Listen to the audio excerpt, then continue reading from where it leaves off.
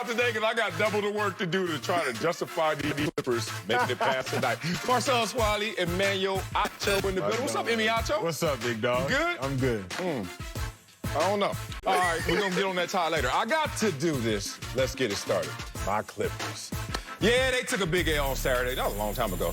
And now we're down 3-1 to the Suns. Paul George had a team high of 23 points, but he also only hit 1 3-pointer in 9 tries. He also missed free throws down the stretch again. The Clippers were ice cold in the fourth quarter, missing 9 straight shots at one point in the loss. So, Acho, how much do the Clippers' struggles fall on PG? Playoff PG. Hey, no? I won't say exclusively, Well, don't but say in it large part on PG. Sel, if you are going to be a top player, if you're going to be the superstar, if you are going to be the leader of the team, then you got to take the brunt of the blame. And when I look at PG, Sel, you can't have 3 of your 4 games shooting less than 28% from the three-point line. Random number, 28. Well, okay, 30%. Not so random. 3 of the 4 games, PG shot worse than 40% from the field. So that's everything. So I'm not even going to get into the free throw woes. We can talk about that later.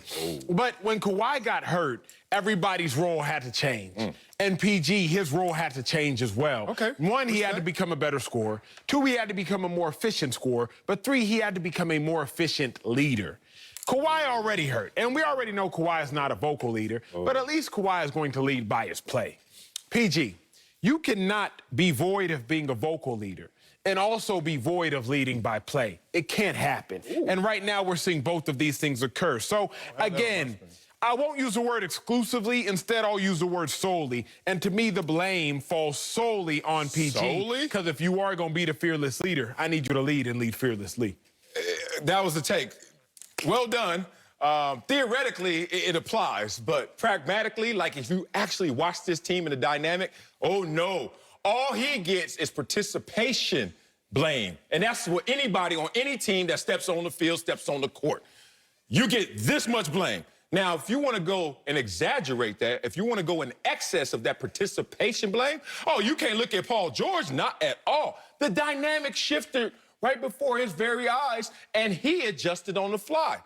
Actually, I think Paul George adjusted better than anybody else because he had the hardest leap to take. Think about it. When you're number 2, you're cushioned. Track and field, let's go. All right, you're in front of me, Acho. I don't know what race this is. This boy ain't gonna never beat me in anything. But you're in front of me somehow. And the flat top, all that is drafted for me. Oh, good job. Oh, I ain't got nothing. You taking all the win. I'm in a great position. All of a sudden, they say, Acho falls out. You're the rabbit. Bye-bye. It's on me now. That's a different position versus somebody who's going from 3 to 2, 4 to 3, etc. Correct? I like so that. we know he has a different leap than everyone else. But let's talk about the tax man, because I know there was a song back in the days before both of us was born. Hey man, I missed the postman. Let's talk about the tax man, because his money is due. My team is taxed. I ain't gonna come up here and lie to y'all. We spunt, whatever you want to say. We done. Not necessarily in winning these games, but in terms of energy. We've been sapped. And the tax man in real life is going to go after those who earn the most, correct? Except those guys who know how to play with the taxes and they pay 0, Jeff Bezos. I don't know how it happens, but it happens. But in sports, you know what the tax man does? He looks at the guy who actually does the most and taxes him first. Who is rising all these boats in terms of tide? Paul George. Without... You don't believe me? You don't believe me? Cameraman, ISO, forget me. Let's see Acho's face right now. Look at this show. Imagine. All right, close your eyes real quick, Acho. There's a world where there's no Kawhi, and they're playing, and then now there's no PG. What is that team doing right now? Taking L's? No, open your eyes. They taking vacation spots with the Lakers. That's what they're doing. They are out the playoffs. You can't do this. You can't look at Paul George and give him excess blame when without Paul George, they wouldn't be in this position in the first place. No. You were with me up until that last kind of convoluted, faulty logic. Here's why Paul George got to take blame, Sel. And we got the full screen. When I think about players in the playoffs who are scoring more than 20 points per game, Paul George is shooting the worst percentage of all of those players. What does that tell me? Of all the dudes that's getting buckets, Paul George is the least efficient at getting his buckets. And there's 8 cats up there, Sal. It's not coincidence that the Clippers are struggling the most if their leader is struggling the most. I also look at it like this. PG, It's 2 games that were toss-up games, just toss up like a jump ball. 2 games in this series thus far. Y'all are down 3-1, 2 were toss-ups. Well, one of those toss-up games, game 2, that y'all lost, there was 8 seconds left. You were shooting 2 free throws. You desperately needed to make both. Please at least just make one. You make none. Okay, y'all lose that game, toss-up game. Y'all go down 2-0. Y'all win game 3. Game 4, another toss-up game. Can you tie up the series 2-2? It's 6.3 seconds left. You're down by 3. I believe it's 79-76. We need you to make both free throws.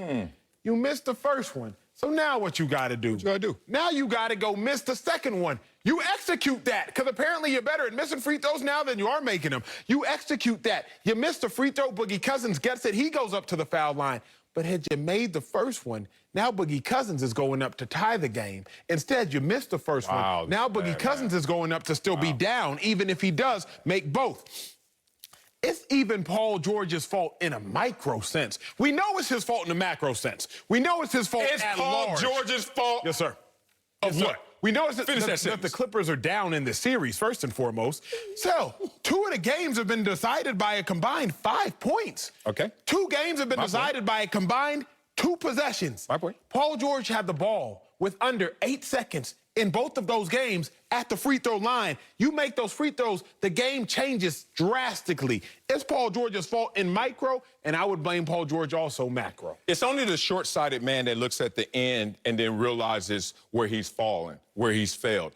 But us, who've been through the rigors, who've been through professional athletics, know, oh, it starts way before you guys see the result. Preparation is the separation before we even get on the field to play.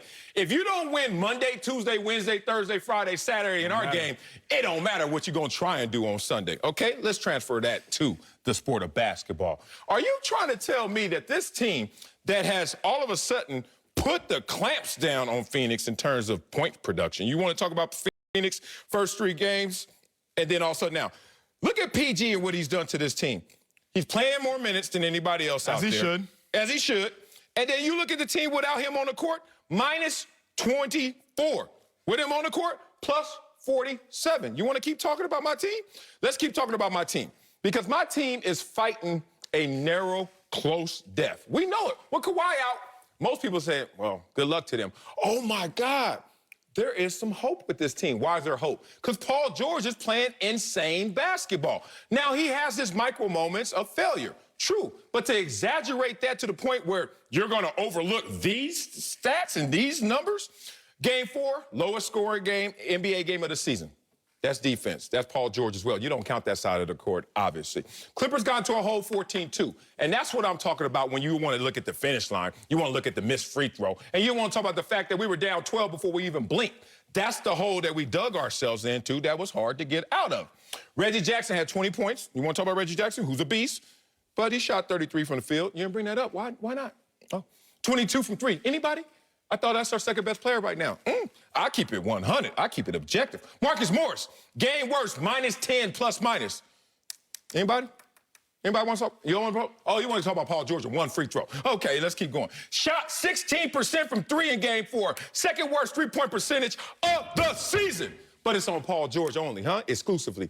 Look, man, I give him standard operating fee in terms of blame. But outside of that, you got to look at everybody before you look at Paul George. You sweating like Paul George is. I am on fire up in here. He got me on twist. Let me break this down, and this is why I'm done, Sel. You know it's PG's fault if this. What? Your best player cannot play your worst. In the NBA right now, we talk about the illustrious 50, 40, 90 guys. 50% from the field, 40% from 3, 90% from the stripe. In the NBA, we praise those dudes, the illustrious guys, the best of the best of the best, playing the best of the best of the best. Paul George was a 2011-66 guy.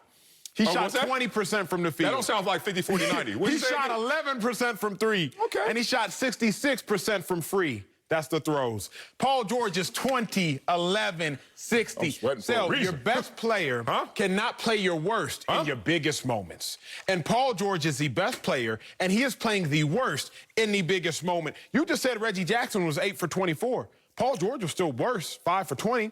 Marcus Morris, 2 for 8. That breaks down to 1 for 4. Paul George was still worse, 5 for 20. Paul George, 12 for 18 from the free throw line. If he just shoots 85% from the free throw line, y'all still win, statistically speaking. 12 for 18, big dog. So in the biggest moments, you know what they say. What they say? Big-time players make big-time plays in big-time games. It was a huge game. You came on the show Friday, said y'all can't go down 3-1. Y'all can't rebound from that. Paul George, knowing everything is on the line, 1 for 9 from 3, say 11%. Dog, you could go 11% from 3, big dog. First of all, with all due respect. First of all, I would not. I would go